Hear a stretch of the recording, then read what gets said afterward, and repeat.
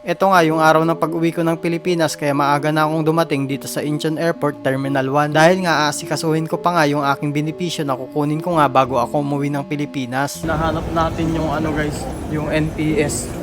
Parang hindi ata dito guys So hanapin lang natin dahil hindi natin kabisado dito guys. Bali ang una nyo ang gagawin pagkarating nyo sa Incheon Airport Terminal 1 ay hanapin nyo yung exit 2 dahil doon malapit yung NPS booth. Bali ito nga pala yung palatandaan na malapit na kayo sa NPS booth. Itong mga ilaw na to na parang mga lobo. Tapat nga lang din ito ng CU na nakikita nyo nga dito sa aking video. Masyado nga akong maaga dito kaya kung makikita nyo ay sarado pa sila dito. Makalipas nga ang ilang minuto ay nagbukas na din sila at nagpasa na nga rin ako ng aking papel na galing mismo sa NPS office. So ayun guys, tapos na tayo magpasa dun sa NPS. Ang pinasa lang natin dun guys yung ARC, tapos passport, and then yung papel guys na binigay sa inyo ng NPS. Tapos ngayon guys, pupunta pala tayo ngayon ng 3rd floor. Pupunta natin yung Uri Bank doon sa 3rd floor sa letter H. So tara, samahan nyo ako dun. Ang next step naman after nga dito sa NPS ay pinapunta nga ako dito sa 3rd floor sa may letter H. Ito nga ako magpapasa ng mga papel na galing NPS para makuha ko nga yung resibo sa pag-claim ng aking Twedgicom at Cookmin. So ayun guys, galing tayo ng Uri Bank kaso hindi pa daw natin pwedeng i-claim yung benefits natin dahil masyado pang maaga. So pinapabalik tayo ng 2 PM. 3 hours later. So ayun guys, alas 2 na, so babalikan na natin yung Uri Bank doon sa pinapaprocess natin na ating benefits.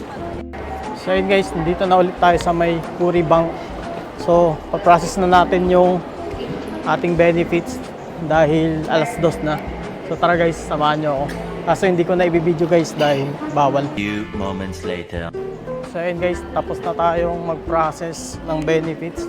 Nakuha ko na yung resibo natin guys. So pagkatapos ko nga magpunta ng Uri Bank at makuha yung resibo ay nag-check-in na din ako agad-agad. Bali nag-self-check-in na din pala ako dito. Medyo hindi ko pa nga to kabisado pero kalaunan ay nakabisado ko na din. Pero kung hindi nyo kaya mag-self-check-in ay pwede kayong pumila para may mag-assist sa inyo ng inyong mga baggage. So make sure na bago kayo mag-check-in ay natapos nyo ang proseso ng NPS at Uri Bank para makuha ninyo ang inyong mga kaperahan.